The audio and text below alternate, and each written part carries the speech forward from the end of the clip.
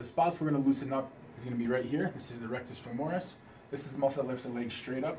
We're also going to get the sartorius. This is a muscle that's reflected here, but it starts on the inside of the knee and wraps around the front. The motion it's going to be responsible for is doing this, coming up and then turning inward. Okay? Again, the rectus femoris is going to go straight up. Very important if you're trying to get a rubber guard movement. All right, so the quickest ways to get your hip mobility better for rubber guard or any other athletic movement. First, one to do is this quad movement.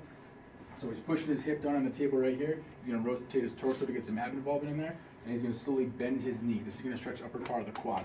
Do this for 2 times for 20 seconds. Anthony over here is going to get more of the glute, the second half of this. So you're going to lock your hands. He's pulling his knee across toward his opposite shoulder like this. That's going to stretch the outside of the glute right here.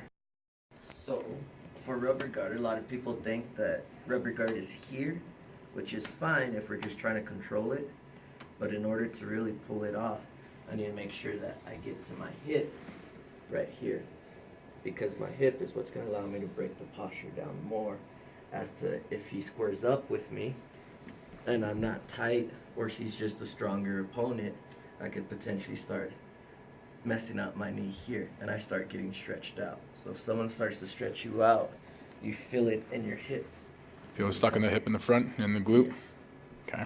And then so it's important that when we hit our rubber guard, that once we come here, that we start to push out and drop to our hip. Perfect. And now I use more of this.